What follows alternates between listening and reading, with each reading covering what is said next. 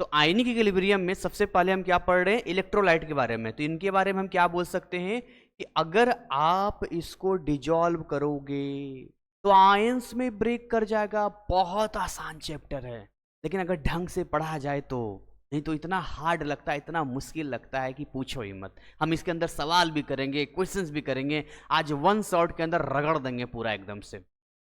हमने जो ऐप में हमारा जो सेशन चल रहा है ना, मैं बता रहा हूँ, एकदम मजा आएगा पढ़ने में, आपको इतना कहेंगे यहाँ पे। तो सिंपल क्या बोलेंगे, जिसको अगर हम डिजॉल्व करते हैं, आप डिजॉल्व कीजिए इसको। अब डिजॉल्व करने पे क्या हो जाएगा, ये क्या कर जाएगा, ब्रेक कर जाएगा। तो ब्रेक्स इनटू आयंस, भैया आयंस में ब्रेक कर जाएगा ये, है ना। अब ये जो इलेक्ट्रोलाइट अपना होता है ना, जो अपना इलेक्ट्रोलाइट होता है, जो इस तरीके से डिजॉल्व हो रहा है, इसको बेसिकली हम लोग डिसोसिएशन के नाम से जानते हैं। इसे क्या बोलते हैं हम लोग, this is known as dissociation. Chemistry की यही सुंदरता है कि अगर आप केमिस्ट्री को सही तरीके से पढ़ते हैं तो कभी भी केमिस्ट्री के अंदर आपको दिक्कत नहीं होती है। लेकिन अगर आप थोड़ी सी लापरवाही कर देते हैं तो केमिस्ट्री आपके लिए चैलेंजिंग हो जाता है, और केमिस्ट्री में आप वो चीज़ें नहीं सीख पाते हैं। अब देखिए, जो इलेक्ट्रोलाइट है ये दो तरीके का होता है। कितने तरीके का होता है इलेक्ट्रोलाइट, ये दो तरीके का होता है। एक अपना होता है स्ट्रॉन्ग इलेक्ट्रोलाइट, और एक अपना होता है वीक इलेक्ट्रोलाइट। अभी हम दोनों ही जानेंगे, स्ट्रॉन्ग के बारे में भी जानेंगे, वीक के बारे में भी जानेंगे।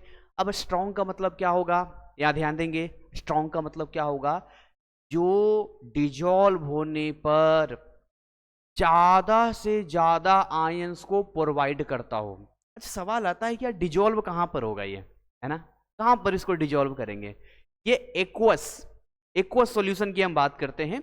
तो आप सिंपल तरीके से, एक्वस का मतलब वाटर, हम मतलब हर बार दिमाग में आता है वाटर ही होगा जबरदस्ती थोड़ी कि वाटर ही होगा। एक्वस का मतलब होता है जिसमें मोल्टेन स्टेट एक अलग टर्म है हालांकि, बट हम ये कह सकते हैं कि जब किसी सॉल्ट को वाटर के अंदर डिजॉल्व करते हैं तो वो एक्वस फॉर्म में आ जाता है।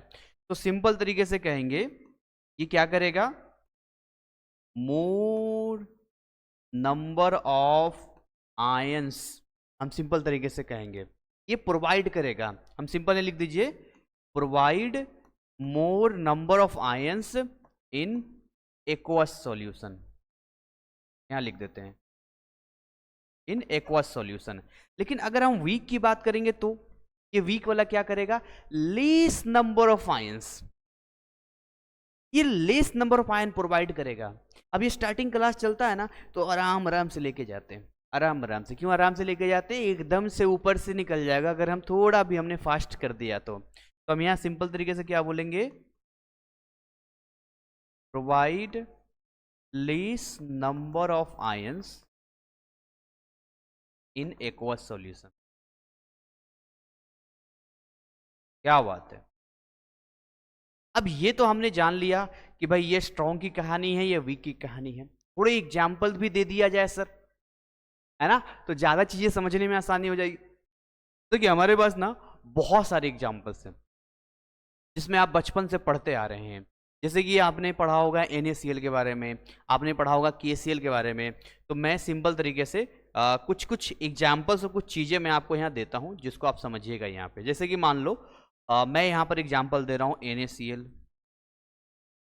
जैसे कि KCl, सो मैंने एग्जाम्पल, जैसे KNO3, बहुत प्यारा चैप्टर है ये, है ना। NH4Cl बोल लीजिए।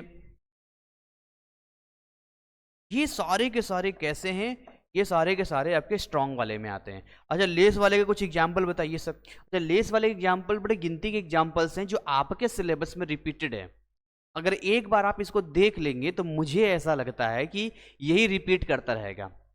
एक तो अमोनियम हाइड्रोक्साइड है सबसे पहले, NH4OH, और एक बेचारा सा बड़ा कमजोर सा है ना। आगे हम देखेंगे इसके साथ क्या क्या चीजें होगी, बहुत मजा आएगा, चाहे बफर का हो, कॉमन आयन इफेक्ट हो, एकदम मजा आएगा पढ़ने में आपको इसमें। तो ये बेचारा एक दवा कुचला सा CH3COOH यहाँ पर है, जो इस तरीके के यहाँ पर आपके सामने दिखता है। अच्छा, इनको ना हम डिसोसिएट करने की कोशिश करते हैं। आइए थोड़ा इसको डिसोसिएट करते हैं कि डिसोसिएशन के बाद क्या हमें मिलता है यहाँ पे। जैसे कि अब देखिए NaCl है, देखिए अगर हम NaCl को यहाँ पर ब्रेक करेंगे ये कैसा टूटेगा, Na+ में और Cl- में टूटेगा। अच्छा, ये पता है जो टूट रहा है यहाँ पे, ये दो, अभी मैं आपको जो सिंप्लिसिटी मैं आपको बता रहा हूँ सिंपल तरीके से, तो ये डायरेक्ट टूट रहा है, मतलब ये 100% डिसोसिएशन होता है, यहाँ पर 100% डिसोसिएशन होता है इनमें। इसका लाभ मिलने वाला है आगे, इससे समझ में आएगा आपको। वैसे ही आपका KCl है, ओ भाई KCl तू कैसे टूटेगा, बोले सर हम भी 100% ही डिसोसिएट होंगे, है ना, डिसोसिएशन लिख देता हूँ शॉर्टली, तो ये टूट जाएगा K प्लस और Cl माइनस में, एंड सो ऑन। ऐसे ही आप KNO3 को तोड़ सकते हैं। अब बेचारा KNO3 भी वैसे ही टूटता है K प्लस में और NO3 माइनस में। एंड नेक्स्ट आगे आपका NH4Cl है, आप इसको भी तोड़ लीजिए, ये भी टूट जाएगा। सारे के सारे 100% वाले हैं ये। कैसे हैं ये? 100% वाले हैं, कोई बाकी बकाया नहीं, कोई उधारी नहीं, बिल्कुल मजबूत कंडीशन में आते हैं ये। तो भाई ये तो हमने तोड़ के आपको दिखा दिया जो 100% वाले में टूटते हैं।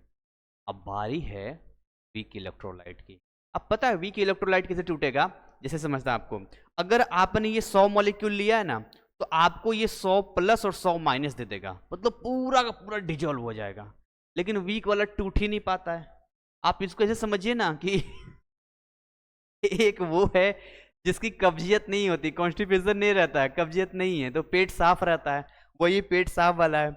अब किसी की कब्जियत है तो एक बार में होता ही नहीं है उसका, एक बार जाएगा फिर थोड़ा रह जाएगा, फिर तो कई कई लोगों को 2-2 3-3 दिन तक रहता है। तो ये कब्जियत वाले लोग हैं, है ना ये कब्जियत वाले लोग हैं जो आपके वीक इलेक्ट्रोलाइट में आते हैं, ये वाला, दिस वन। अब इसको हम तोड़ते हैं, देखिए अगर हम इसको तोड़ते हैं NH4OH को तोड़ते हैं यहाँ पे, तो देखिए यहाँ डबल हेडेड एरो लगाते हैं। अब डबल हेडेड एरो का मतलब होता है कि ये इक्विलिब्रियम स्टेब्लिश करते हैं। यहाँ पे इक्विलिब्रियम स्टेब्लिश करने का मतलब होता है, मैं आपको समझाता हूँ, कि जैसे ये टूटा मान लो NH पॉजिटिव में और ये टूटा OH नेगेटिव में, तो अब देखिए NH4OH एक मॉलिक्यूल हमने लिया, वो ब्रेक किया इस तरीके से, वापस ये दोनों जोड़ के फिर ये बना दिया। तो होता क्या है कि लगभग अगर 100 मॉलिक्यूल लिया जाए तो यही कुछ 15-16 अप्रोक्स बता रहा हूँ मैं, 15-16 टूट पाएगा। जैसे मान लो कि यहाँ पर अगर हम मान लो 100 मॉलिक्यूल NaCl का लेंगे तो ये टोटली 100 का 100 टूट जाएगा, मतलब 100 Na प्लस और 100 Cl माइनस आपको दिख जाएगा। लेकिन यदि आप ऐसे ही 100 मॉलिक्यूल अमोनियम हाइड्रोक्साइड के लेते हैं बच्चों, तो ऐसे कंडीशन में आप देखेंगे कि ये 100 का 100 नहीं टूटेगा, मुश्किल से 15-16 ही ये बन पाएगा, मतलब बहुत ही कम उसका होता है, डिसोसिएशन टूटने की क्षमता बहुत ही कम होती है ये।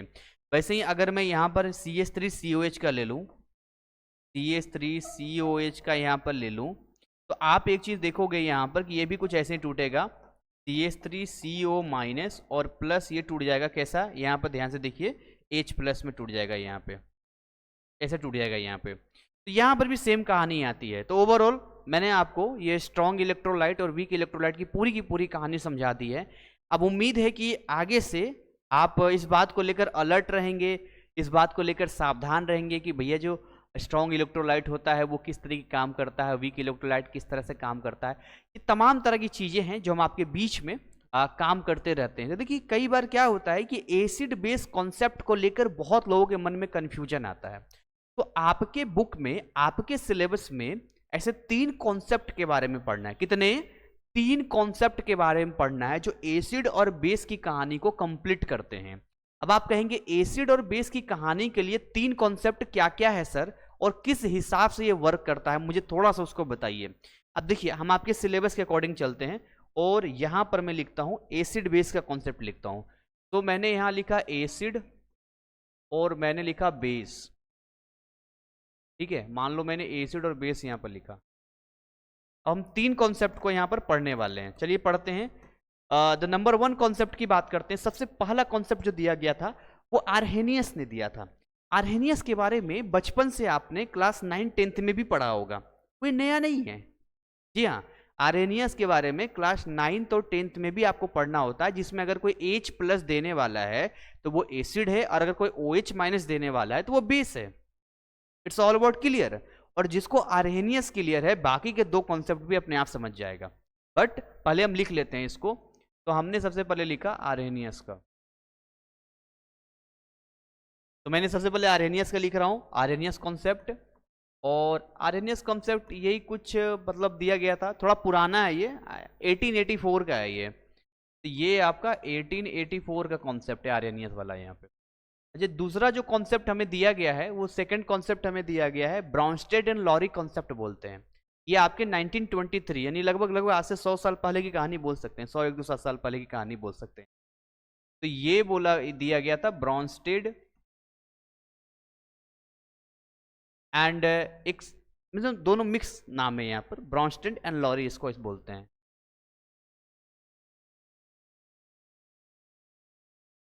यही कुछ 1923 की कहानी है इनकी।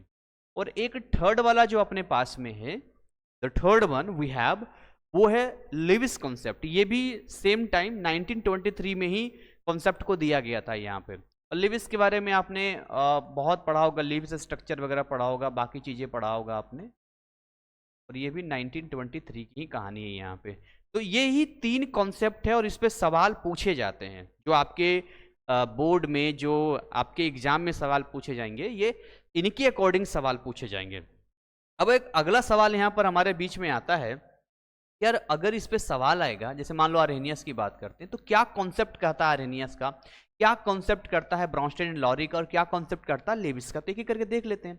आर्हेनियस भाई साहब ने कहा बहुत सिंपल तरीके से कहा, देखो वो एसिड होगा जो H प्लस प्रोवाइड करेगा। क्या करेगा?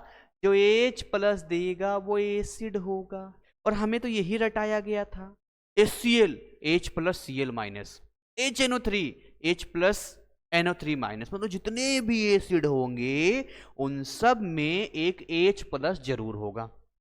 याद आ रहा है? कुछ पढ़ा होगा अपने क्लास 10th में एसिड बेस का चैप्टर। नहीं पढ़ा है तो भैया कैसे आप आ गए यहाँ तक ये सोचने वाली बात है। तो ये H प्लस जो प्रोवाइड करेगा ना, है ना, वो होगा एसिड। और बेस के में क्या था, जितने भी बेस होंगे वो OH माइनस देंगे। हालांकि आगे जाके ऐसा नहीं है कि सारे के सारे बेस के पास OH ही होना चाहिए, ऐसा बिल्कुल भी नहीं है। और ना ही सारे एसिड के पास H प्लस देना चाहिए, ये भी बिल्कुल ऐसा नहीं है। तो इसके बावजूद भी जो है कुछ ऐसे स्टूडेंट होते हैं जो बड़ा कंफ्यूज हो जाते हैं। अभी पूरा पढ़ा देंगे ना, फिर भी ये दोनों भूल जाएंगे, ये दोनों भूल जाएंगे और यही याद रहेगा। क्योंकि क्या होता है, जब एक चीज दिमाग में डाल दिया जाता है तो फिर हमें वो ज्यादा याद रहता है। अभी 10 दिन बाद, 1 महीने बाद पूछेंगे कि एसिड कौन होता है, बोलो वही जो H प्लस देता है एसिड होता है, और जो OH माइनस देता है वो बेस होता है। बट ये पूरी सच्चाई नहीं है। आ रही बात समझ में? पूरी सच्चाई नहीं है। तो नॉर्मली हम ये कहते हैं कि मान लो कि कोई भी एसिड, मान लो HA हमने लिया, क्या लिया? HA लिया यहाँ पे, समझिए ध्यान से यहाँ पर। और ये मान लो एक्वस फॉर्म में हम ले रहे हैं यहाँ पे।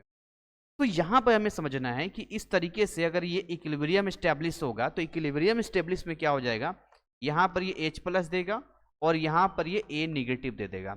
अब हमें ये समझना है कि एक्चुअली में जो H प्लस दे रहा है ये भी एक्वस फॉर्म में देगा यहाँ पर, क्योंकि अलग अलग फॉर्म में टूटेगा तो अलग अलग फॉर्मेट या फॉर्मेशन यहाँ पर देता है यहाँ पे। तो ट्राई टू अंडरस्टैंड, मैं बस आपको ये समझाने की कोशिश बस कर रहा हूँ कि एसिड कैसे ब्रेक होता है और कैसे ये काम करता है यहाँ पे। जैसे कि अगर हम HCl की बात कर लेते हैं, let suppose we have an example HCl। तो HCl इक्विलिब्रियम स्टेब्लिश कीजिए। हालांकि HCl जो होता है वो स्ट्रॉन्ग इलेक्ट्रोलाइट होता है, तो यहाँ इक्विलिब्रियम की जरूरत नहीं पड़ती है। तो we don't need any equilibrium, directly हम इसको इस तरह से कर देंगे और ये H प्लस दे देगा और ये Cl माइनस दे देगा। देखिए इक्विलिब्रियम स्टेब्लिशमेंट की जब बात करते हैं तो जितने भी वीक इलेक्ट्रोलाइट होंगे खाली उन्हीं के लिए इक्विलिब्रियम ज़्यादातर आप देखेंगे कि स्टैब्लिश होगा। इक्विलिब्रियम का मतलब होता है कि अगर कोई रिएक्शन रिएक्टेंट से प्रोडक्ट की तरफ हो रहा है, जैसे ये हो गया रिएक्टेंट, ये हो गया प्रोडक्ट, तो अगर इस तरीके से हो रहा है तो इसको बोलते हैं फॉरवर्ड रिएक्शन, राइट।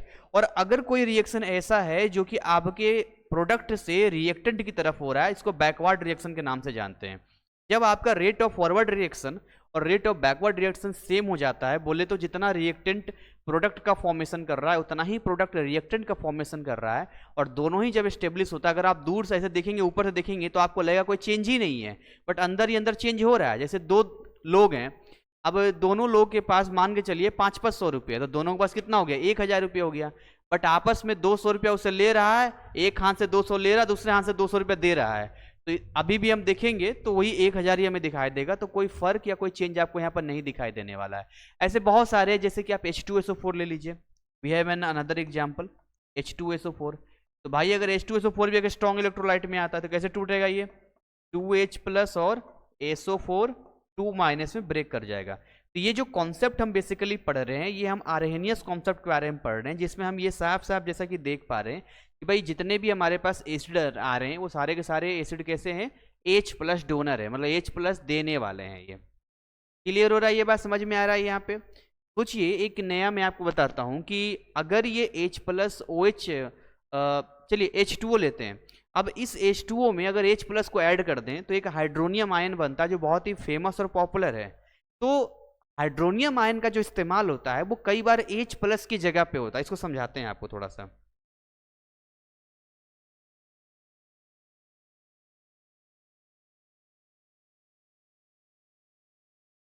ठीक है, तो इसको थोड़ा सा हम छोटा कर देते हैं।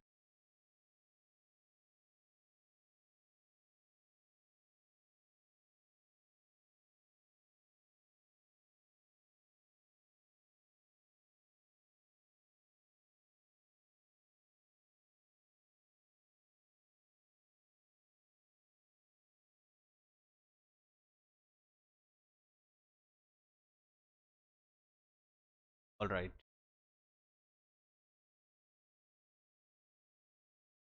थोड़ा सा छोटा कर दो ताकि हमें स्पेस मिल जाए, है ना। तो इधर ले आओ, हमें एक स्पेस मिल जाए, आगे हम इस पे काम कर पाएंगे। राइट, चलिए। तो जैसे कि मैंने आपसे कहा कि भैया हम आर्हेनियस के बारे में भी पढ़ रहे हैं, और आर्हेनियस में एक हाइड्रोनियम आयन मैं आपके साथ शेयर करना चाहूँगा। और हाइड्रोनियम आयन सिंपल तरीके से कहता है, अगर कोई H+ H2O के साथ कंबाइन होता है तो यहाँ पर एक इक्विलिब्रियम स्टेब्लिश करता है और ये एक बनाता है H3O पॉजिटिव बनाता है, जिसको हम लोग हाइड्रोनियम आयन के नाम से जानते हैं। क्या बोलते हैं बच्चों इसको? हाइड्रोनियम आयन इसको बोलते हैं। क्या बोलते हैं जी? हाइड्रोनियम आयन के नाम से। एक पहलू केवल मैंने आपको बताया है, और वो पहलू मैंने केवल बताया किस चीज के लिए? एसिड के बताया। अभी बेस के बारे में कोई चर्चा ही नहीं किया मैंने आपसे, बस बेस के बारे में बताया कि भाई जितने भी बेस होंगे वो OH वाले प्रोवाइड करेंगे यहाँ पे। वैसे तो बहुत सारे कॉन्सेप्ट हो सकते हैं, बहुत सारे एग्जाम्पल्स हो सकते हैं, बट उसमें से कुछ ही एग्जाम्पल हम आपके सामने लेंगे ताकि आपके सामने चीजें क्रिस्टल क्लियर रह सके। जैसे कि चलिए मैं यहीं पे ले लेता हूँ एग्जाम्पल।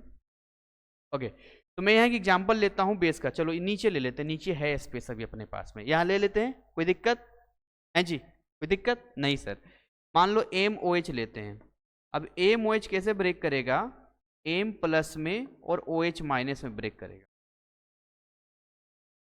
ऐसे ब्रेक करेगा, ये एक्वस फॉर्मेट में रहेगा। तो आप देखेंगे इसके पास OH- एनी हाउ रहेगा। अगर ये एक्वस में है तो ये भी आपको एक्वस के फॉर्म में देगा। Let's see any example. NaOH ले लेते हैं। अब NaOH भी स्ट्रॉन्ग इलेक्ट्रोलाइट में आता है। तो भाई अगर NaOH स्ट्रॉन्ग इलेक्ट्रोलाइट में आता है तो हमने लिखा NaOH और सिंपल तरीके से इसको ब्रेक कर दिया ये Na+ में और OH- में। सावधान, हेलो यहाँ ध्यान दो, सावधान। जितने भी स्ट्रॉन्ग इलेक्ट्रोलाइट होंगे सिंगल एरो से काम चलेगा। यहाँ पे कैसे चलेगा? सिंगल एरो से काम चलेगा। और अगर वीक इलेक्ट्रोलाइट हुआ, रट लो दिमाग में, वीक इलेक्ट्रोलाइट हुआ तो हम डबल हेडेड एरो का यूज करेंगे इसको इक्विलिब्रियम को शो करने के लिए, रिप्रेजेंट करने के लिए। राइट, और ये दोनों ही एक्वस में जाएगा। देखो अगर ये वाला AQ होगा ना तो ये भी एक्वस हो जाएगा और ये भी एक्वस हो जाएगा यहाँ पे। लेट्स सी एक और एग्जांपल हम लोग जरा ले लेते हैं यहाँ पे, और मान लो ले लेते हैं हम लोग NH4OH का एग्जांपल ले लेते हैं। We have another example. आओ जी NH4OH। अब NH4OH कैसे टूटेगा? ये NH4 पॉजिटिव में टूटेगा और OH नेगेटिव में टूटेगा। और अगेन अगर ये एक्वस में होगा तो ये भी आपके एक्वस में होगा। तो हमने आर्हेनियस का पूरा कॉन्सेप्ट आपको क्लियर कर दिया है। ये आर्हेनियस का कॉन्सेप्ट रहने वाला है। आगे बढ़ा जाए। अब दूसरा कॉन्सेप्ट जो हम लेके आते हैं वो कॉन्सेप्ट हम लेके आते हैं ब्रॉन्स्टेड एंड लॉरी कॉन्सेप्ट को लेके आते हैं, जो 1923 में दिया गया था। ये कॉन्सेप्ट इतना ज्यादा पॉपुलर हुआ था आर्हेनियस के बाद से, बट आप ध्यान से देखोगे ब्रॉन्स्टेड लॉरी का या लेविस का, तो ये जो सारा बेस था वो आर्हेनियस के कॉन्सेप्ट पर ही टिका हुआ था। अब इसको समझते हैं कि मैं क्यों बोल रहा हूं कि आर्हेनियस के कॉन्सेप्ट पर टिका हुआ था। अब आर्हेनियस ने क्या कहा था कि जितने भी एसिड होंगे वो H+ देगा। अब H+ क्या होता है? प्रोटॉन होता है कि नहीं होता है? हेलो भाई, प्रोटॉन क्या होता है? मुझे एक बात बताओ। देखो मैंने लिखा हाइड्रोजन, ध्यान समझना है यहाँ पर। अब हाइड्रोजन का एटॉमिक नंबर कितना होता है? 1। मतलब कि हाइड्रोजन के पास 1 इलेक्ट्रॉन है और हाइड्रोजन के पास 1 प्रोटॉन है जी, यही है ना? अब मैंने क्या बोला कि जी मैं इस हाइड्रोजन से ना 1 इलेक्ट्रॉन को रिमूव कर दूंगा। क्या कर दूंगा? 1 इलेक्ट्रॉन को रिमूव कर दूंगा, हटा दूंगा। तो जैसे ही इस हाइड्रोजन से 1 इलेक्ट्रॉन यहां पर निकल गया, मूव हो गया, तो यहां पे हम देखते हैं कि ये बन गया H+। तो भाई अगर ये हट गया तो खाली P ही तो बचा, तो क्या इसको हम प्रोटॉन नहीं बोल सकते हैं? बिल्कुल प्रोटॉन बोल सकते हैं इसको। तो इसीलिए H+ को हम प्रोटॉन भी कहते हैं। क्या बोलते हैं इसको? H+ को, H+ को हम प्रोटॉन भी कहते हैं। तो एक्चुअली में अगर आप कॉन्सेप्ट को देखोगे तो आपको एक बात समझ में आएगी कि जो ब्रॉन्स्टेड और लॉरी कॉन्सेप्ट है, उनका बहुत सिंपल तरीके से कहना था इस कॉन्सेप्ट में। देखो इनका क्या कहना था?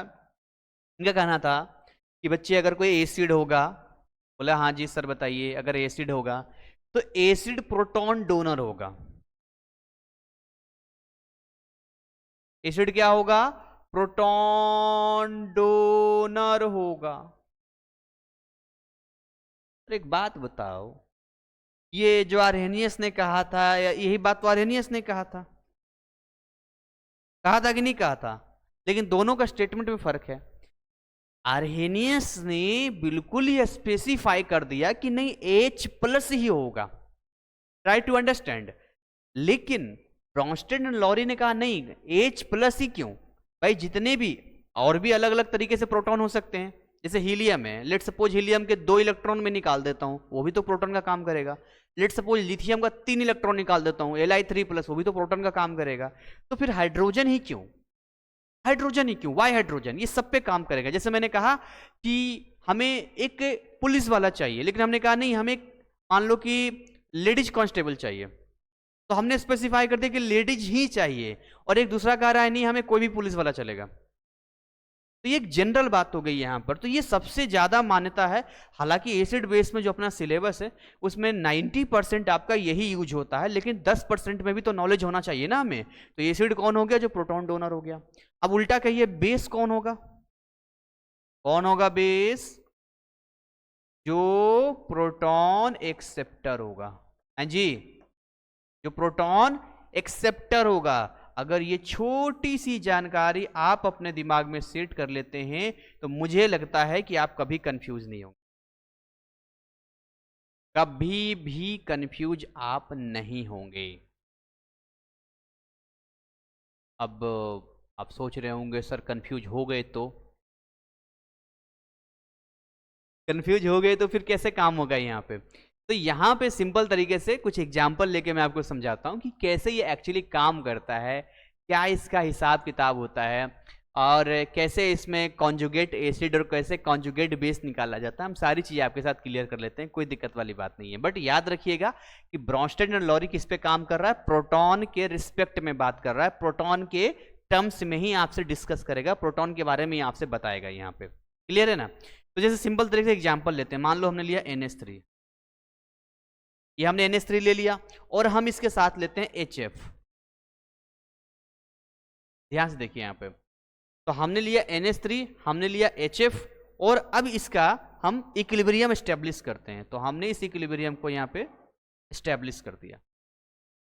अब जैसे ही हमने इक्विलिब्रियम को स्टेब्लिश कर दिया तो हमने यहाँ पर क्या देखा? यहाँ पे NH4 पॉजिटिव बन गया, और यहाँ क्या बन गया? आपका F निगेटिव बन गया, है ना?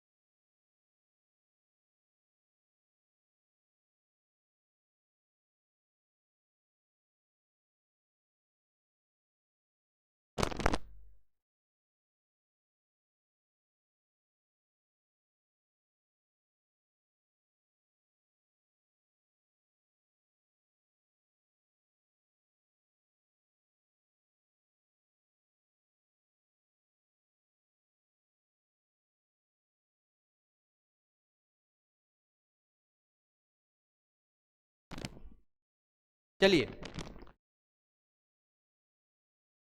तो अब यहां पर क्या है कि जैसे ही हम यहां पे आते हैं, ओके, तो ये NH3HF NH4 पॉजिटिव और F माइनस हमने यहाँ पर दे दिया आपको।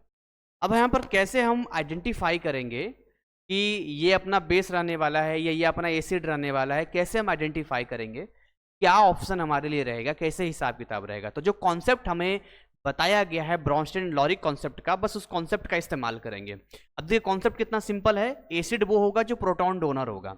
अब हम इसमें से देखते हैं कि कौन प्रोटॉन डोनर है, कौन प्रोटॉन एक्सेप्टर है, समझते हैं यहाँ पे। देखिए ये है NH3, अब NH3 से NH4 पॉजिटिव हुआ है, समझिए ध्यान से, NH3 से NH4 पॉजिटिव हुआ है। तो अब समझने वाली बात है कि आप ध्यान से अगर देखोगे तो आपको एक बात समझ में आएगी यहाँ पे कि H प्लस को अगर हम प्रोटॉन के रूप में बात करें, है ना, H प्लस को प्रोटॉन के रूप में बात करें, तो अगर NH3 में H पॉजिटिव ऐड होगा तभी तो NH4 पॉजिटिव बनेगा। समझिए मैं क्या समझा रहा हूं, NH3 में H पॉजिटिव ऐड होगा तभी तो NH4 पॉजिटिव बनेगा।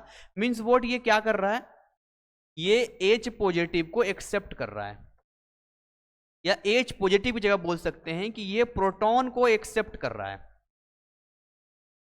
क्या कर रहा है, प्रोटॉन को ये एक्सेप्ट कर रहा है, इसीलिए ये बेस है। क्या है, ये बेस है यहां पे। अच्छा HF की जरा बात कर लेते हैं, अच्छा जरा NH4 पॉजिटिव की बात कर लेते हैं। अब हम अभी देख रहे थे ना कैसा, अभी हम देख रहे थे ना फॉरवर्ड रिएक्शन में देख रहे थे, है ना, फॉरवर्ड रिएक्शन में।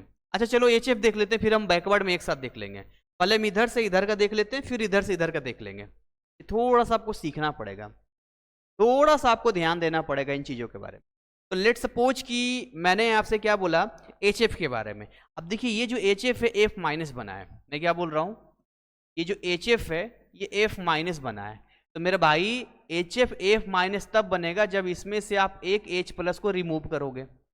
यानी कि आप देखो ये क्या कर रहा है, डोनर है ये, है ना, क्या है ये, डोनर है, मतलब देने काम कर रहा है, ये डोनर है, ये प्रोटॉन डोनर है ये। तो सिंपल तरीके से ये हो गया एसिड। तो इतनी क्लियर बात हो गई आपको। According to Bronsted and Lowry concept कैसे हम देखिए आइडेंटिफाई कर रहे हैं कि कौन एसिड रहने वाला, कौन बेस रहने वाला। हालांकि मैं ट्रिक भी बता दूंगा इसका, लेकिन पहले कॉन्सेप्ट को समझते हैं हम लोग।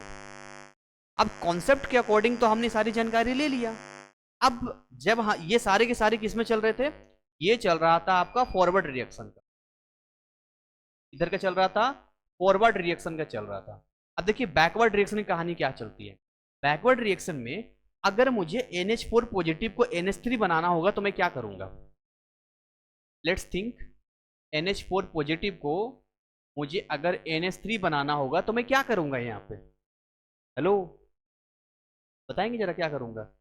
मैं यहां से एक H पॉजिटिव को रिमूव करूंगा और ये अपना NH3 बनकर तैयार हो जाएगा। तो that mean what, NH4 positive यहां पर डोनर है, ये क्या कर रहा है, H पॉजिटिव देने का काम कर रहा है, हाँ ये डोनर है, ये प्रोटॉन डोनर काम कर रहा है। दैट्स वाई ये अपना रहने वाला एसिड। अब ये F minus, let think about कि F माइनस HF बना रहा है, उल्टा कर देते, इसी का उल्टा कर रहे हैं, ये F माइनस है, ये HF बना रहा है। तो भाई F माइनस में H प्लस को ऐड करेंगे तभी तो HF बनेगा। सोचो, सोचने की आदत डालो, ऐसे थोड़ी ना केमिस्ट्री पढ़ लोगे। तब हमारे ऐसे ऐसे विद्यार्थी हैं जो कमाल करते हैं, 95 मार्क्स लाते हैं केमिस्ट्री में। अभी एक बच्चा 8 घंटे की ड्यूटी करता था और उसके बाद हमारे कोर्स से पढ़ के 3 महीने पढ़ा होगा और उसके बाद वो ले आया 80 नंबर केमिस्ट्री में। तो भाई बच्चे ऐसा कहते हैं कि सर केमिस्ट्री क्लास में इतना मजा आता है, इतना मजा आता है कि कैसे सीख जाते हैं पता ही नहीं चलता। तो मैं तो अपना बेस्ट दे रहा हूं ताकि आप समझ पाओ। तो ये क्या कर रहा है, एक तरीके से एक्सेप्टर हो गया। अब एक्सेप्टर हो गया मीन्स व्हाट, ये करेगा बेस की तरह काम करेगा। अरे बात समझ में, देखिए यहां भी बेस, यहां भी बेस, यहां भी एसिड, यहां भी एसिड, बड़ा कंफ्यूजन है। इसीलिए इसको हम बोलेंगे बेस 1, इसको बोलेंगे बेस 2, इसको बोलेंगे एसिड 1, इसको बोलेंगे एसिड 2। बात खत्म, क्लियर है ना। तो हमने आपको फॉरवर्ड रिएक्शन हो या फिर बैकवर्ड रिएक्शन हो, इन दोनों ही रिएक्शन में क्लियर कर दिया है। लेकिन जब हम नेम टर्म करेंगे तो कुछ इस तरह का करेंगे। चलिए पहले इसको हम इरेज कर देते हैं, देन आफ्टर बताते हैं। ऐसा सिखाएंगे, ऐसा सिखाएंगे कि आयनिक इक्विलिब्रियम के एक एक सवाल आप रगड़ दोगे और मजा आ जाएगा। अब देखिए मैं आपको समझाना चाहता हूं कि कैसे कॉन्जुगेट एसिड और कैसे कॉन्जुगेट बेस की कहानी चलती है। अब जैसे देखिए यहां पर NH3 जो है ना, ये NH3 है और यहां पर क्या लिखा है, NH4 लिखा है। तो अब यहां पर ध्यान से देखेंगे तो इसको हम बेस बोलेंगे किसका, इसका, और इसको एसिड बोलेंगे किसका, इसका। तो हम ऐसे बोलेंगे कॉन्जुगेट बेस, और इसको क्या बोलेंगे, कॉन्जुगेट एसिड। ये हो गया कॉन्जुगेट बेस और ये हो गया कॉन्जुगेट एसिड। तो सवाल पता किसे पूछेगा, सवाल आपसे डायरेक्ट पूछ देगा, बोलेगा कि बताइए NH3 का कॉन्जुगेट एसिड क्या होगा, है ना। या मान लो HF के बारे में पूछ दे कि HF का कॉन्जुगेट बेस क्या होगा, सिंपल तरीके से। और देखिए दूसरा तरीका समझिए, यहां पे मैं आपको समझा रहा हूं। यहां पे अगर मान लो मैं लिखता HF और मान लो यहां पर लिखता F माइनस, तो शॉर्टकट में क्या बोलेंगे, HF एसिड है तो बोलेंगे कॉन्जुगेट एसिड Ca, और F माइनस बेस है तो बोलेंगे कॉन्जुगेट बेस। तो ये आपस में पेयर बन जाते हैं। अभी कुछ प्रैक्टिस भी कर लेंगे, कोई दिक्कत वाली बात नहीं है। बहुत जल्दी आप लोग घबरा जाते हो, हड़बड़ा जाते हो, रिलैक्स। ऐसा दिमाग पे जोर भी तो पड़ने दो। अब क्या है कि आराम आराम से पढ़ रहे हैं पढ़ रहे हैं पढ़ रहे हैं, उसके बाद जो है बोले सर दिमाग पे बहुत जोर लग गया है, अब जो है थोड़ा सा ट्रिक वाला बात बता दीजिए यहाँ पर जिससे कि चीज़ें क्लियर हो जाए। ट्रिक वाली बात बताते हैं और समझाते भी आपको हैं। देखिए ऐसा है ना कि बहुत सारे सवाल जो हैं प्रीवियस में पूछे गए हैं, तो उन सवालों में भी हम कुछ सवाल देख लेंगे जिससे कि आपको समझ में आ जाए, है ना। जैसे कि मैं सिंपल तरीके से आपको कहता हूं कि अगर मान लो कि NO3 मान लो पूछ दिया, एक 2007 में सवाल पूछा था। देखिए क्वेश्चंस करते हैं।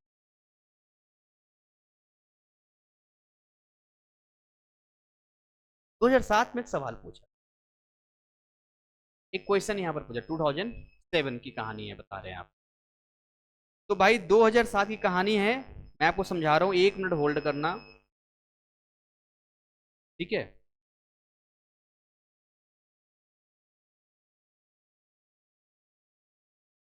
तो 2007 में कैसी कहानी पूछा था, तो 2007 में पूछा था कि ये जो NO3 है, ये निगेटिव जो होता है, NO3 निगेटिव होता है, इसका कॉन्जुगेट एसिड क्या होगा, ये सवाल पूछा।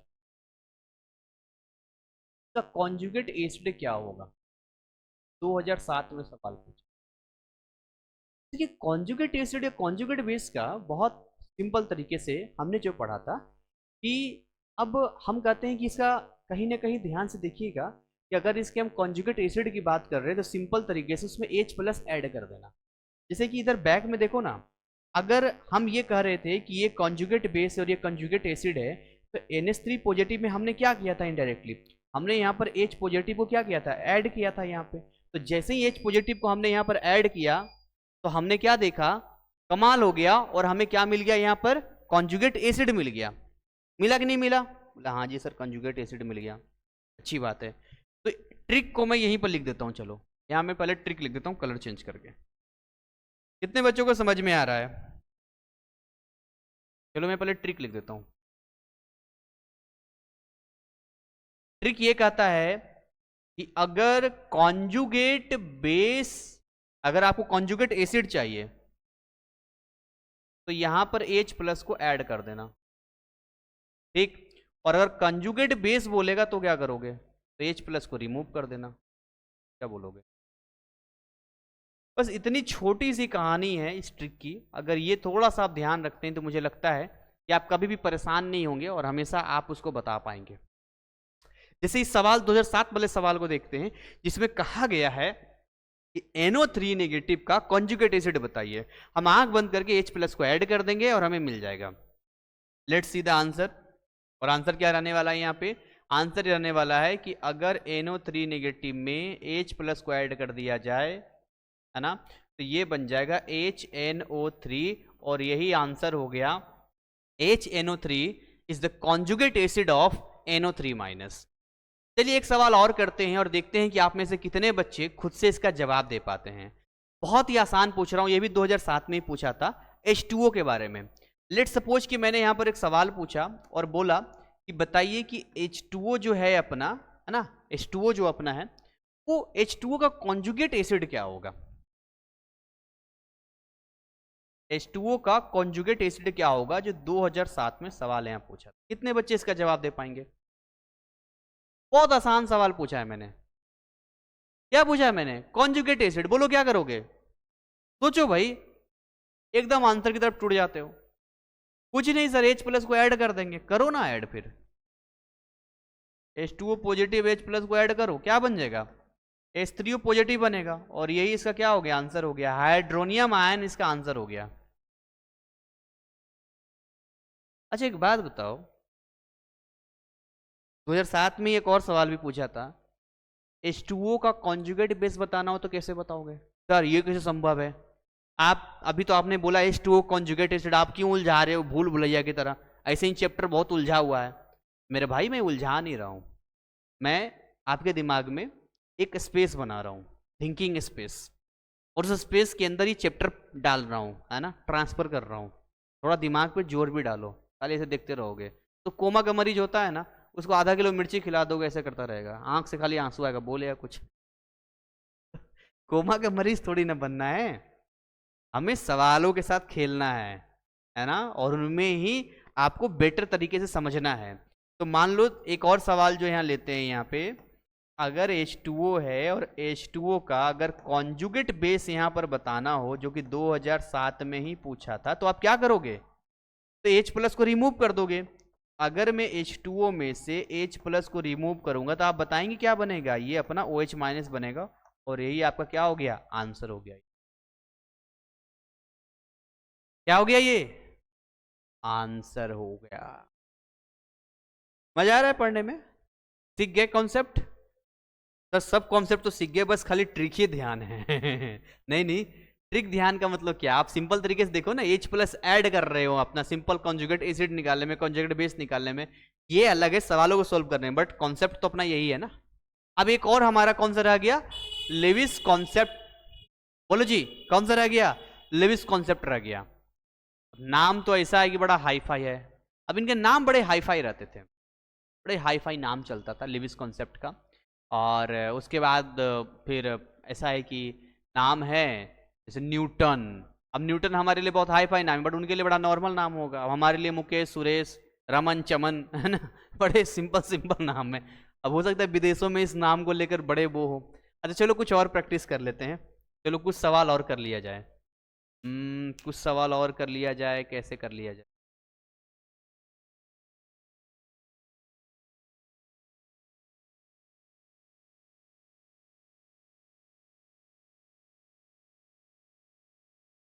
ठीक है, चलिए कुछ सवाल और करते हैं। सर स्पेस तो है नहीं, कहाँ करोगे सवाल, कोई बात नहीं, नेक्स्ट पेज में कर लेते हैं, जरूरी यहीं पर किया जाए, नेक्स्ट पेज में यहाँ कर लेते हैं। अच्छा मैं एक सवाल पूछता हूँ, आई थिंक ये सवाल 2004 या 2009 में पूछा, एक बार देख लेता हूँ मैं। हाँ ये सवाल जो है 2004 या 2009 में पूछा गया था। तो ये जो सवाल पूछा गया है NH2 के बारे में पूछा गया है। चलिए क्वेश्चन देते हैं आप, कि मान लो मैंने लिखा NH2 नेगेटिव लिखा, और मैंने कहा जी कि ये जो NH2 नेगेटिव है इसका कॉन्जुगेट एसिड क्या होगा।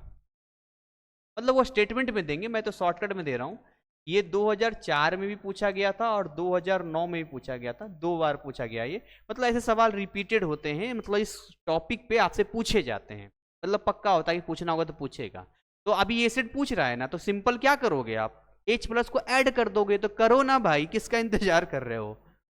ये हो गया NH2 माइनस, और ये H प्लस को ऐड कर दिया, क्या बन गया, NH3 बन गया। क्या बन गया, NH3 बन गया ये। अच्छा अच्छा, 2009 का एक और सवाल है यहाँ पर, उसको देख लेते हैं। 2009 में एक सवाल और पूछा, वजह क्या पूछा था कि जो NH3 है, जो NH3 है इसका कॉन्जुगेट एसिड क्या होगा, ये पूछा था। और कब का सवाल है ये, 2009 का सवाल है। लो अब बताओ, कुछ करना है यहाँ पे, खाली H प्लस को ऐड करना है और आंसर अपने पास आ जाएगा। देखो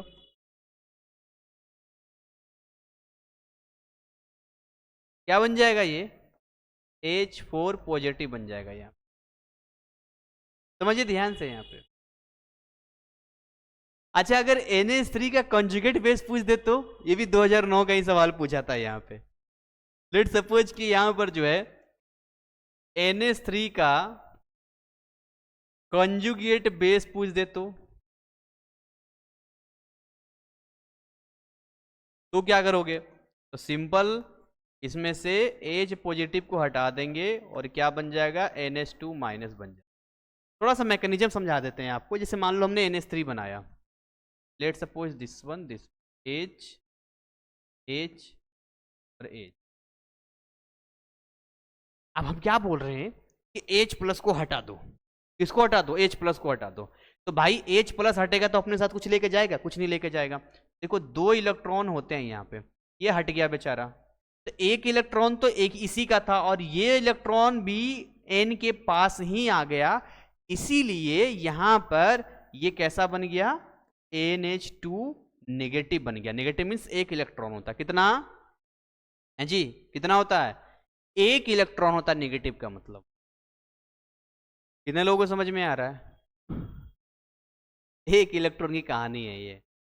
आई होप अब आपको सारी चीजें समझ में आ रही होगी कि कैसे कैसे यहां पर काम हो रहा है। आ रहा है समझ में? हाँ, अब समझ में आ रहा है थोड़ा थोड़ा। देखिए एक चीज मैं केमिस्ट्री के अंदर बताना चाहूंगा, केमिस्ट्री बहुत ही प्यारा होता है। अब आप कहेंगे कि सर केमिस्ट्री प्यारा है, ये तो डराता है। नहीं नहीं, डराता क्या है? केमिस्ट्री, इसलिए मैं केमिस्ट्री को प्यारा बोल रहा हूँ, केमिस्ट्री इसलिए मुझे आसान लगता है या बच्चों को भी कई बार आसान लगता है, क्योंकि इसके अंदर एक ऐसी चीज हम देखते हैं जो रिलेट करता है बहुत सारी चीजें। एग्जाम्पल्स आप ले सकते हैं, बहुत सारी चीजें कर सकते हो जो आपके कहीं ना कहीं डे टू डे लाइफ में आप इसको इन्वॉल्व कर सकते हो। आपने देखा होगा कि जब भी हम क्लास वगैरह लेते हैं या कुछ भी करते हैं तो उसमें एक कॉमन बात होती है, और पता है वो कॉमन बात क्या होती है? वो कॉमन बात ये होता है कि हमारी पूरी कोशिश होती है कि हम उसको सरल और आसान बना दें। आपको इसके अंदर मैथमेटिक्स एक लिमिट तक ही मिलेगा, लेकिन आप फिजिक्स के अंदर चले जाइए तो उसके अंदर हैवी मैथमेटिक्स का हमें सामना करना पड़ जाता है। बट केमिस्ट्री क्या है? केमिस्ट्री अब अगर हम दिलचस्प तरीके से पढ़ते हैं तो हमारे अंदर आनंद आता है, हमें ना मज़ा आता है पढ़ने में। शादी ब्याह में कोई फूफा जी होते हैं, कुछ खड़ूस टाइप के होते हैं, क्या हुआ बोलो, हाँ, और कुछ ऐसे होते हैं जो जब भी देखो स्माइल करेंगे, उनको देखो जब भी, तो ऐसे करके जो है मौसा जी फूफा जी, तो वैसे केमिस्ट्री बड़ा प्यारा है, ठीक है ना। तो अब बच गया लेविस का, बच गया लेविस कॉन्सेप्ट को भी हम लोग देख लेते हैं, एंड देन आफ्टर आगे की कहानी हम लोग बढ़ाते हैं आपको, ताकि आपको भी आगे की जर्नी में आसान हो। तो this is the Lewis concept. अब लेविस कॉन्सेप्ट भैया क्या बोल रहे हैं, क्या बोल रहे हैं जी? बोले हमें क्या पता सर क्या बोल रहे हैं, आप बता रहे हो ना, आप बताओगे यहाँ पर क्या बोल रहे हैं। देखिए इनका सिंपल तरीके से था कि एसिड, देखिए आप बात को समझिए, जहां ब्रॉन्स्टेड एंड लॉरी प्रोटॉन के टर्म्स में बात कर रहे थे, वैसे ही एसिड और बेस का जो कॉन्सेप्ट लेविस के अकॉर्डिंग चलेगा, वो इलेक्ट्रॉन के टर्म्स में बात करेंगे। अगर आपको थोड़ा भी ध्यान होगा, क्लास 10th में आपको पढ़ना होगा केमिकल बॉन्डिंग वाले चैप्टर में, जहां पर लेविस स्ट्रक्चर बनाने के लिए आता है, जहां डॉट डॉट करके हम लोग दिखाते हैं, मीन्स बोर्ड के हम लोग इलेक्ट्रॉन को दिखाते हैं, इलेक्ट्रॉन को डिनोट करते हैं कि भाई ये इलेक्ट्रॉन यहाँ पर कितने हैं, इसके पास कितने इलेक्ट्रॉन है, कुछ इस टाइप का। तो सेम कॉन्सेप्ट यहाँ पर भी है। लेविस कॉन्सेप्ट में हम लोग लेविस स्ट्रक्चर बनाने की कोशिश करेंगे। तो कॉन्सेप्ट क्या कहता है इसके अकॉर्डिंग कि एसिड यहाँ पर वो रहने वाला है जो पेयर ऑफ इलेक्ट्रॉन को एक्सेप्ट करेगा, और पेयर ऑफ इलेक्ट्रॉन को क्या करेगा, एक्सेप्ट करेगा। ये आपके एसिड रहने वाला। कोई एग्जांपल, कौन पेयर ऑफ इलेक्ट्रॉन को एक्सेप्ट करेगा? कॉन्सेप्ट समझिएगा, सब के सब आरएनएस पर जाके घूमेगा। हाँ, सबका लिंक वहीं पर है। जैसे मैंने लिखा मान लो BF3, अब BF3 के केस में क्या होता है कि इनको नीड होता है इलेक्ट्रॉन का, जैसे AlCl3,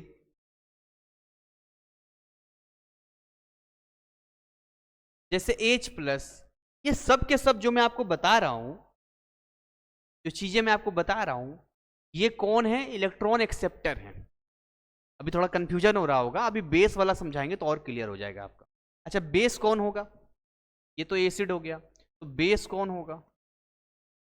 इसके उल्टा हम बात करेंगे भैया, बेस वो होगा जो पेयर ऑफ इलेक्ट्रॉन को डोनेट करेगा।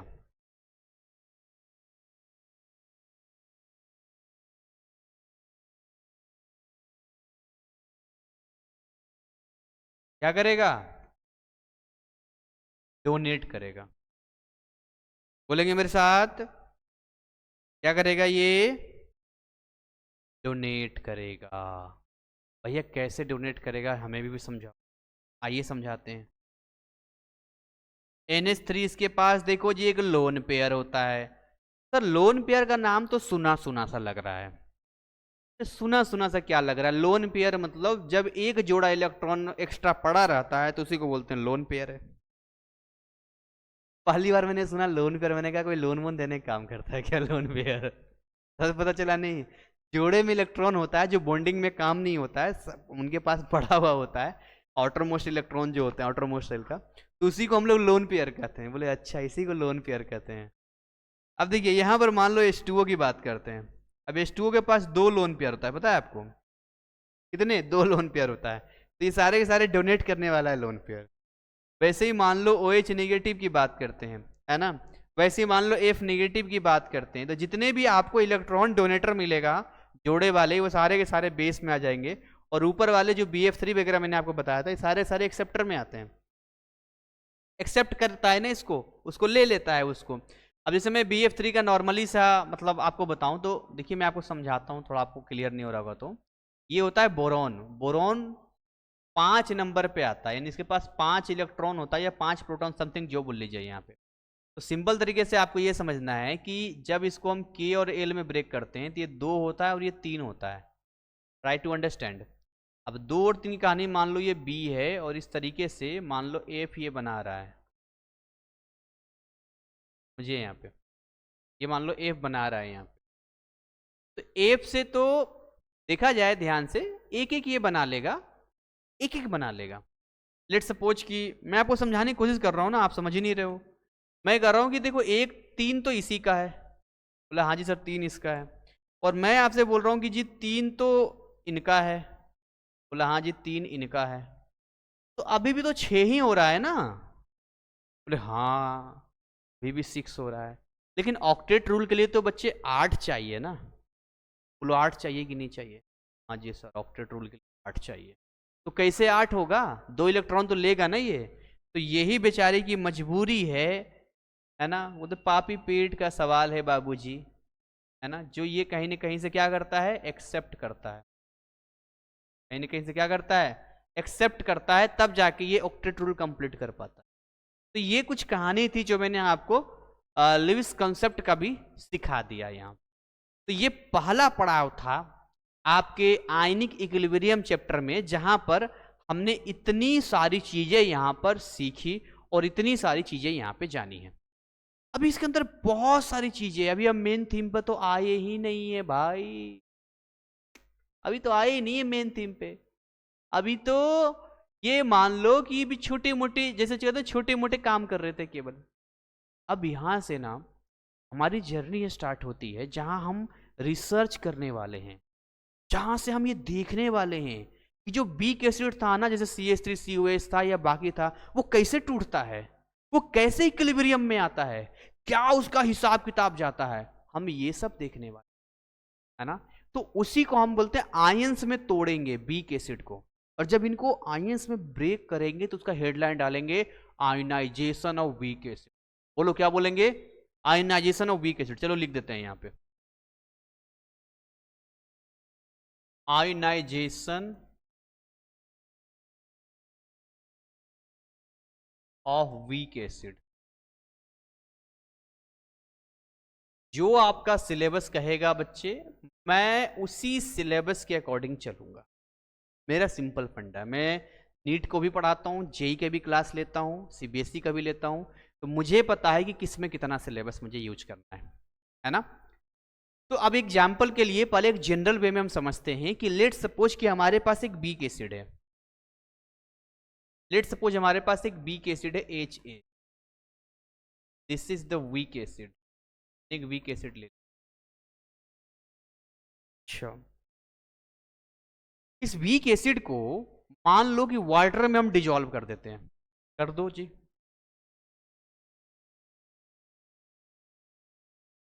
वाटर में डिजोल्व कर देते हैं। जैसे ही वाटर ये लिक्विड हो गया, वाटर में जैसे डिजोल्व किया यहां पे, तो ये इक्विलिब्रियम यहां पर स्टैब्लिश होगा। क्या होगा? स्टैब्लिश। सर ये बताइए, आपने वाटर को लिक्विड ले लिया, ये कैसा रहेगा? तो एक्वस ले लो। एक्वस ले लेते हैं भाई, काहे घबरा रहे हो? तो ये ले लिया वीक एसिड, तो कुछ नहीं, वीक एसिड लिया, पानी मिला दिया, बात खत्म। अब यहां से क्या होगा? ये टूटेगा H प्लस में, ये टूटता नहीं, टूटता है यहाँ पे, तो H प्लस कहाँ आ जाएगा? इसके ऊपर आ जाएगा, टूटेगा तो। अब ये क्या बन जाएगा? H3O पॉजिटिव बन जाएगा यहाँ पर, जिसको हाइड्रोनियम आयन आपने देखा था, AQ। और ये बेचारा A माइनस बेचारा अकेला हो जाएगा, है ना, और ये AQ हो जाएगा, बेचारा अकेला हो जाएगा।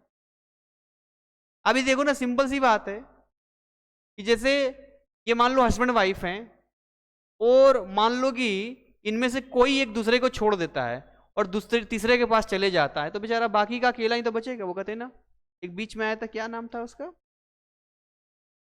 सोनम गुप्ता बेवफा है, सोनम बेवफा है, बहुत बीच में चला था एक बार, नोट पर भी लोग लिख लिख के डालते थे। और आजकल तो वैसे भी इतने सारे केसेस और इतनी सारी चीजें आती है, नीले ड्रम की कहानी आती है, बहुत सारी चीजें आती है, तो मैं उन पे नहीं जाना चाह रहा हूँ, मैं बस समझा रहा हूँ कि देखो यहाँ HA था, एक H पॉजिटिव A नेगेटिव था। अब ये दोनों जब अलग होंगे तो एक तो चला गया इसके पास, बाकी बेचारा वो अकेला मुंह लटका के बैठा हुआ है। तो मैं बस ये समझा रहा हूँ कि ये जो फॉर्मेशन मैंने किया है, अब यहाँ पर हम लगाएंगे लॉ ऑफ केमिकल इक्विलिब्रियम। अब आपका जो केमिकल इक्विलिब्रियम का चैप्टर है, जो बैक वाला आपका चैप्टर है, वो TMA का चैप्टर है, तो उसके बारे में तो खैर जानकारी आपको नहीं होगी, आपने नहीं पढ़ा होगा, तो मैं यहीं पे आपको शॉर्ट में थोड़ा सा बता देना चाहूंगा। हम लिखते हैं applying law of chemical equilibrium. Applying law of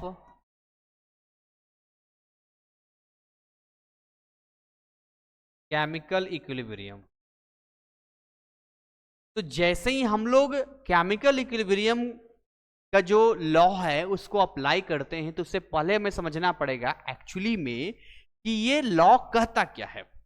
बहुत सिंपल है। एक होता है के अपना, अभी के भी आपको समझ में आ जाएगा, EQ लिख देता हूं, इक्विलिब्रियम को लिखता हूं, लेट सपोज। अब यहां पे क्या होता है, जो भी आपको इक्विलिब्रियम का रिएक्शन दिया जाएगा, उसके रिएक्टेंट और प्रोडक्ट को ध्यान से देखिए आप। तो इस लाइन के ऊपर यानी न्यूमिनेटर में जो हम कॉन्सेंट्रेशन लिखेंगे वो हम प्रोडक्ट का लिखेंगे। सर कॉन्सेंट्रेशन क्या होता है? अमाउंट होता है, कॉन्सेंट्रेशन होता है मोल्स में या बाकी चीजों में हम लेते हैं ना केमिस्ट्री के अंदर, की इतना मोल है, इतना मोल है, इतना जो भी आप लेते हैं, ग्राम में, मोल में, जो भी कॉन्सेंट्रेशन अलग अलग रूप में होता है, ग्राम तो खैर नहीं है, मोल्स वगैरह हम लेते हैं, तो that is known as concentration. तो आपका जो प्रोडक्ट होता है, जैसे मान लो प्रोडक्ट यहाँ पर कौन कौन है, दो प्रोडक्ट बन रहा है, एक H3O पॉजिटिव बन रहा है, एक A माइनस बन रहा है, तो उसको स्क्वायर ब्रैकेट में लिखते हैं ऐसे करके। ये ना एक डिनोट करने का तरीका होता है।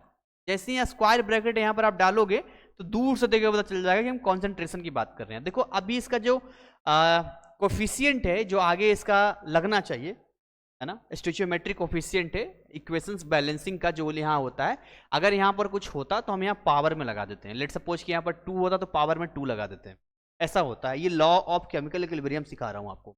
और ये वाला ये A नेगेटिव हो गया यहाँ, सिंपल।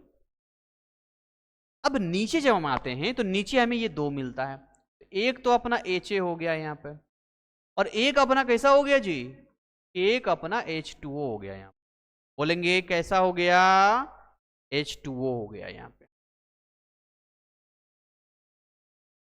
अब यहां पर हमें समझना होगा कि जो प्योर लिक्विड होता है या फिर कोई सॉलिड अगर होता है तो उसका जो कॉन्सेंट्रेशन होता है वो कितना होता है बच्चे, 1 होता है। याद रहेगा सर, कितनी बातें याद रहेगा? अब हर बात बोलते याद रहेगा याद रहेगा, भाई मैं तो पूछना मेरा काम है। ऐसा हो रहा है क्या आपके साथ में? ले और नहीं तो क्या, तो ठीक है कोई बात नहीं, इतना किया, थोड़ा सा याद रखो और क्या। तो ये नोट में करके हम डाल देते हैं कि जो आपका प्योर लिक्विड होगा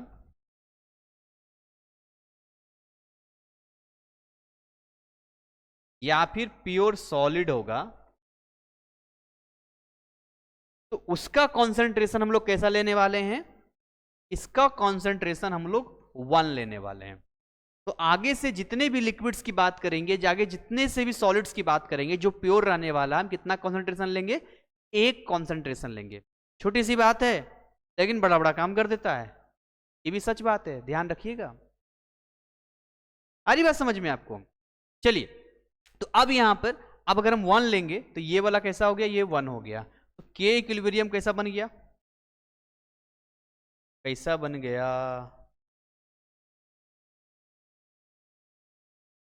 के इक्विलिब्रियम बन गया H3O पॉजिटिव, ये हो गया A माइनस और नीचे आ गया HA, क्या आ गया, HA आ गया। अब इसको थोड़ा डब्बे में डाल देते हैं, आजा भाई डब्बे के अंदर, तुम्हें स्टूडेंट लोग अनबॉक्सिंग करेंगे बॉक्स में डाल देते हैं। अब देखिए के ए यहां पर सिंपल तरीके से समझिएगा, मैं एक बात आपको समझाना चाहूंगा कि एक्चुअली जो के EQ लिख रहे हैं ना, मीन्स वर्ड की जो इक्विलिब्रियम का अब तक हम रिपीट कर रहे थे, है ना, बार बार इसको लिख रहे थे, इसी को अब हम लोग ए लिखेंगे, के ए कर देंगे, and this is nothing but, इसी को हम के ए कहेंगे यहां पर, इसी चीज को। तो मैं डब्बे को पहले हटा देता हूं, इसी को हम के ए बोलेंगे, आप डब्बा डाल देते हैं।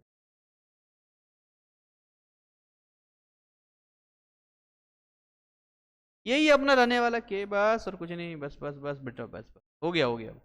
के क्या है यहाँ पे, के को क्या बोलेंगे, बोलो क्या बोलेंगे सर, आप बताइए, आयोनाइजेशन या फिर डिसोसिएशन कांस्टेंट ऑफ एसिड के नाम से जानते हैं, क्या बोलते हैं,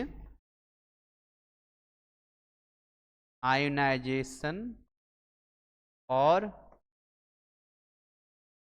डिसोसिएशन, समझ में आ रहा है, कांस्टेंट ऑफ एसिड।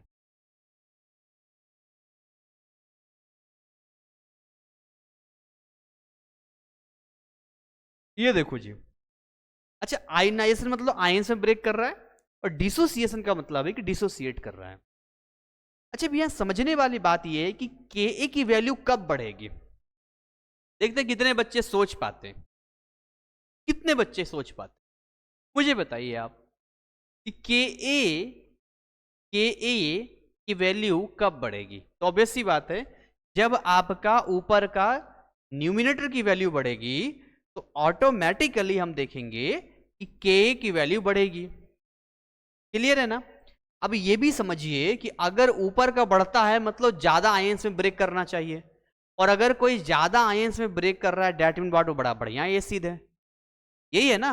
तो सिंपल तरीके से हम क्या बोलेंगे कि अगर के ए यहां पर इंक्रीज करेगा, हेलो, अगर के ए यहां इंक्रीज करेगा तो यह बोलेंगे देन जो आपका एसिडिक स्ट्रेंथ है, एसिड स्ट्रेंथ, एसिडिक ना बोल के एसिड ही बोल दीजिए, कोई दिक्कत वाली बात नहीं है, जो आपका एसिड स्ट्रेंथ है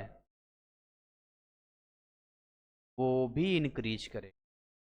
मतलब जिसका भी आयनाइजेशन या डिसोसिएशन कांस्टेंट की वैल्यू ज्यादा आएगी उसका एसिड स्ट्रेंथ ज्यादा होगा, और इस पे भी सवाल भाई पूछे जा सकते हैं, कोई बड़ी बात नहीं है। अब मना कर दोगे क्या, पूछ दिया तो क्या करोगे बताओ मुझे, बोले नहीं सर ऐसे कैसे पूछ देगा, पहले परमिशन लेगा, पूछे कि नहीं पूछे तब तो पूछेगा। अगर ऐसे सवाल बनने लग जाए ना तो फिर चॉइस देगा, लिस्ट उसी में फॉर्म बाद में एक आएगा, मान लो सर्वर दिया जाएगा कि बताइए आप किन किन टॉपिक पे सवाल चाहते हैं, फिर उसी टॉपिक पे सवाल आपको बना के दिया जाएगा। तो ऐसा तो नहीं होने वाला है, ये बात आप भी जानते हैं और ये बात हम भी जानते हैं कि अगर ये काम होने लग गया तो गड़बड़ हो जाएगा, गड़बड़ नहीं महा गड़बड़। चलिए, तो अब यहां पर जो है, अब हम देखते हैं एक एग्जाम्पल्स के जरिए हम समझने की कोशिश करते हैं। लेट सपोज कि एक एसिड लेते हैं, कौन सा एसिड ले ले, बहुत सारे एसिड है यार हमारे पास में। कुछ ऐसा है जैसे HNO3 है, HCl है, बहुत सारे एसिड हमारे पास में, बट हम एक ऐसा एसिड लेना चाहते हैं जो वीक एसिड हो।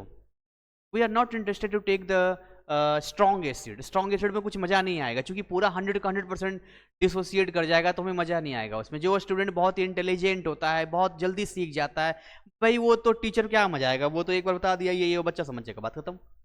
मजा तो उस चीज में है जब कोई बिल्कुल नालायक विद्यार्थी उसको समझ नहीं आता है, वो कहे कि सर मैं आपके क्लास में आके मुझे चीजें समझ में आने लग गई, मुझे बड़ा मजा आने लग गया। तो काम तो इस पे होता है ना। तो लेट सपोज एग्जाम्पल ले लिया जाए। कहाँ एग्जाम्पल लूँ मैं? चलो यहाँ ले लेता हूँ मैं। आओ आओ आओ आओ, एक लेते हैं H3PO4। मान लो हमने एक लिया। अब भैया इस H3PO4 को हम लोग ना ब्रेक करेंगे। सबसे पहले तो इक्विलिब्रियम को स्टेब्लिश करेंगे। अब ध्यान से देखिए, H3 मतलब 3 पॉजिटिव और PO4 नेगेटिव है, लेकिन कैसा नेगेटिव है ध्यान से सुनिएगा, 3 नेगेटिव आएगा। हमें ये भी तो समझना पड़ेगा। 3 नेगेटिव, यहां बाई मिस्टेक नेगेटिव दे दिया मैंने, 3 नेगेटिव, 3 नेगेटिव आएगा या केवल नेगेटिव आएगा? सोचो, सोचिए जरा पर कैसे ये बना होगा। H प्लस PO4 3 माइनस रहा होगा, तभी तो इसका इसके पास गया होगा। हाँ सर बात तो सही है, और इसका वाला इसके पास गया होगा, ये बात सही है, इसलिए मैंने 3 नेगेटिव लिखा है। वो कहते हैं ना, सावधानी हटी और दुर्घटना घटी, फिर अमिताभ बच्चन बोलेंगे देखा आपने लापरवाही का नतीजा।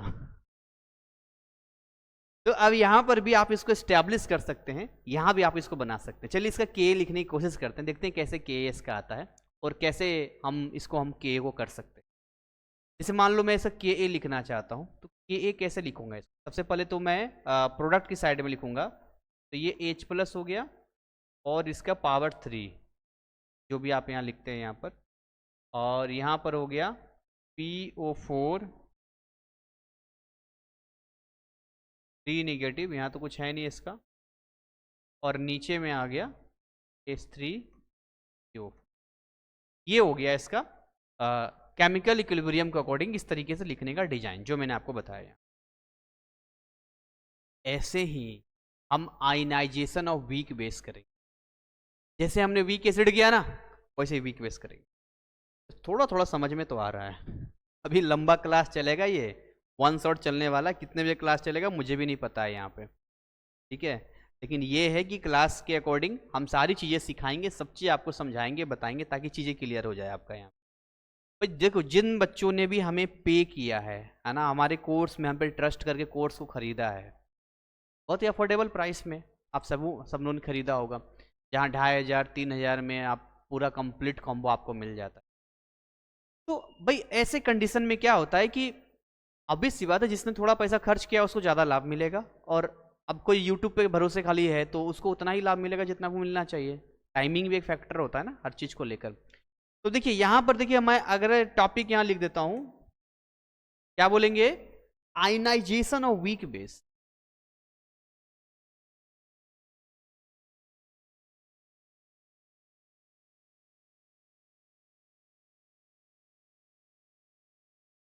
कि वीक बेस का आयनाइजेशन कैसा होता है,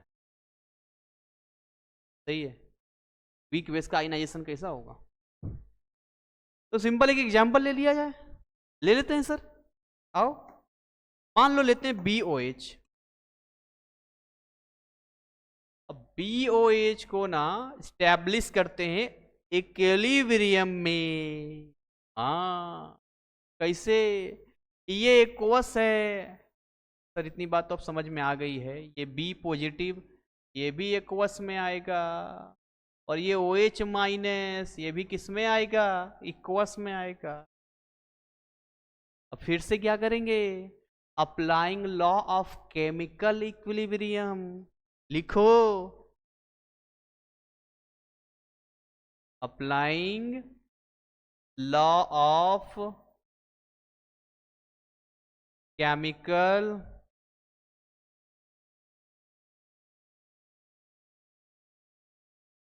इक्विलिब्रियम। बोलो, जैसे वहां के था, क्या मैं के बी लिख दूं?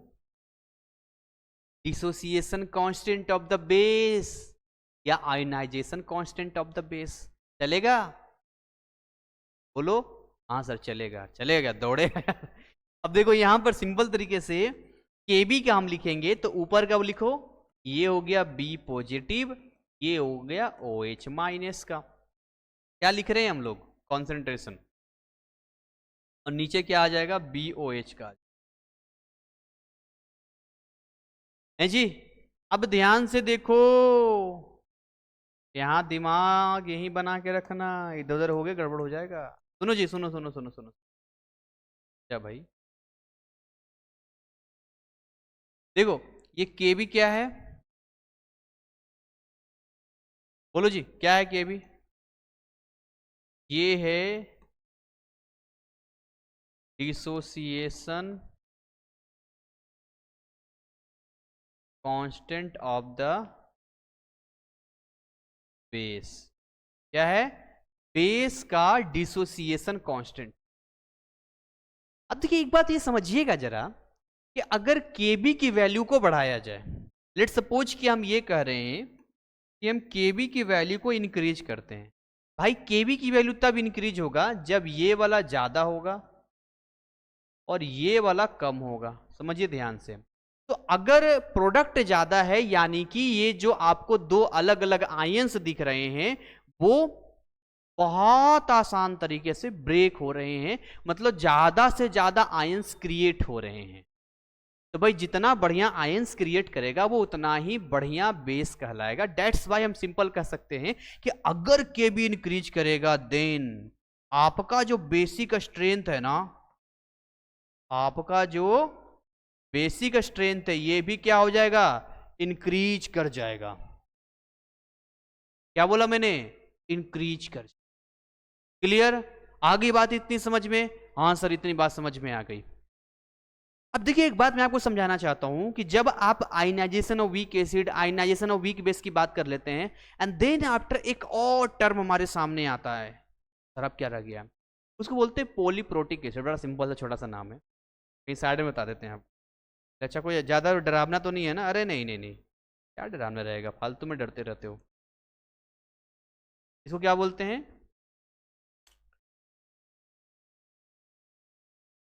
Polyprotic acid. भाई अगर हम बात करते हैं पॉलीप्रोटिक एसिड की, कहता है वो एसिड जो एक से ज्यादा H प्लस आयन देता है उसको हम लोग पॉलीप्रोटिक एसिड कहते हैं। बोलो क्या कहते हैं? पॉलीप्रोटिक। अगर H प्लस एक दे रहा है तो कोई उसको नॉर्मल है, लेकिन एक से ज्यादा, जैसे 2H प्लस दे रहा है, 3H प्लस, मतलब एक से ज्यादा जितना भी हो सकता है, वो सारे के सारे पॉलीप्रोटिक कहलाएंगे। दो देगा तो डाइप्रोटिक कहलाएगा, ट्राइप्रो, इस तरह का नाम होता है। तो मैं लिख देता हूं, मैं यहाँ सिंपल तरीके से लिख देता हूँ। चलिए चलिए चलिए चलिए, मैं लिख दूँ, आ जाओ आ जाओ आ जाओ आ जाओ भाई आ जाओ। लिखता हूँ वो एसिड जो एक से ज्यादा H प्लस देते हैं उन्हें हम पॉलीप्रोटिक एसिड कहते हैं। Let's see the example H2SO4। बड़ा बढ़िया है एग्जांपल आपके सामने रहने वाला है, क्योंकि H2SO4 एक डाइप्रोटिक एसिड के फॉर्म में आएगा। तो कई जगह पे बुक्स में दिखा देता है जो इस तरीके का है, हालांकि 100% डिसोसिएशन में ये जाता है, बट अगर इक्विलिब्रियम स्टेब्लिश होगा तो ये जितना इधर बनेगा वही इतना बन जाएगा यहाँ पे। तो कई बार दिखा देगा, डेट मीन नॉट डेट कि आप ये समझिए कि वो वीक के लिए ज्यादा हम यूज करने वाले हैं। तो यहाँ पर क्या हो जाएगा? ये 2H प्लस हो जाएगा यहाँ पर, और ये SO4 2 नेगेटिव हो जाएगा यहाँ पर। आ रही बात समझ में आपको? तो ऐसे कंडीशन में देखिए 2H प्लस दे रहा है, that's why we will called that H2SO4 is a diprotic acid. देखिए यहाँ 2H प्लस है, तो सिंपल तरीके से ये बोलेंगे ये आपका डाइप्रोटिक एसिड है। ओ माय गॉड, कैसे समय बीता पता ही नहीं चला। सीखते सीखते यहां तक के सफर में आ गए और चीजें यहां चली गई। अब यहां से बच्चों शुरू होता है असली गेम। सर क्या अब तक नकली गेम चल रहा था? नहीं नहीं नहीं नहीं, अब यहां से आपका एक्चुअली में अब लेवल बढ़ने वाला है, अब चीजें इंक्रीज होने वाली है। जिससे कि और बेटर तरीके से आप सीख पाएंगे। तो यहाँ तक का आप बेस कह सकते हैं या एक पार्ट 1 कह सकते हैं, जो यहाँ तक आपने सीखा है और सारी जानकारी आपको मिली। और मैं फिर से कहना चाहूँगा कि भाई जितने भी विद्यार्थी हमारे हैं जो हिंदुस्तान के जिस कोने में भी रहते हैं, जैसे कई बच्चे लद्दाख से, कई बच्चे आसाम से भी हमें जुड़ते हैं, मैं अप्रिसिएट करता हूँ ऐसे विद्यार्थियों को जिन्होंने अपने लाइफ में एक डिसीजन लिया NIS में आने का, और उसके बाद एक और बढ़िया डिसीजन लिया एक सही प्लेटफॉर्म को चुनकर, जहां पर वो अपने पैसों का सही जो वर्थफुल कहते हैं ना, उसके अकॉर्डिंग वो रिजल्ट ला पाएंगे। मीन्स व्हाट कि आप इस प्लेटफॉर्म के जरिए अच्छे कंटेंट, अच्छी पढ़ाई, अच्छी चीजें आपको मिल पा रही है। और क्या चाहिए आपको, अगर एक टीचर आपको एक ऐसा कंटेंट दे रहा है जो क्लास में सीखते सीखते ही आपको याद हो जाए, क्या चाहिए आपको? ऐसी थोड़ी ना हमारे यहाँ जो 8 घंटे की ड्यूटी करने वाला भी 80 नंबर केमिस्ट्री में ले आता। भाई 2 साल ढंग से जो पढ़ता है उसका 80 नंबर नहीं आता है। और ये ले उसे मैंने पूछा कैसे तुम्हारा आ गया, कहता है सर केमिस्ट्री देखते देखते ही याद हो गया था, आप ऐसे ही पढ़ाते थे। आ रही बात समझ में? तो इसीलिए आप कितना इंटेलिजेंट है, आप कितने मेहनती हैं, ये तभी यूजफुल हो पाएगा जब आप किसी सही गाइडेंस में रहेंगे। बिना गाइडेंस के बहुत टैलेंटेड लोग भी बेकार हो जाते हैं, वो किसी काम के नहीं रहते हैं। इसलिए टैलेंट के साथ साथ में गाइडेंस भी बहुत जरूरी है। जब दोनों का तालमेल बनता है ना, तो बहुत ही, गाड़ी चाहे जितनी भी अच्छी क्यों ना हो, जब तक उसके अंदर फ्यूल आप नहीं डालोगे तब तक गाड़ी नहीं चलेगी।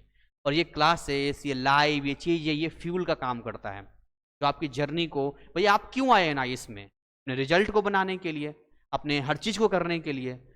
तो उसमें एक पार्ट बहुत इंपॉर्टेंट है कि आप पढ़ाई कहाँ से कर रहे हो। भाई खुद से कर सकते हो तो वेल एंड गुड। तो चलिए आगे का पार्ट यहाँ पर हम करते हैं, और उम्मीद करते हैं यहाँ तक आप सबको समझ में आया होगा, राइट।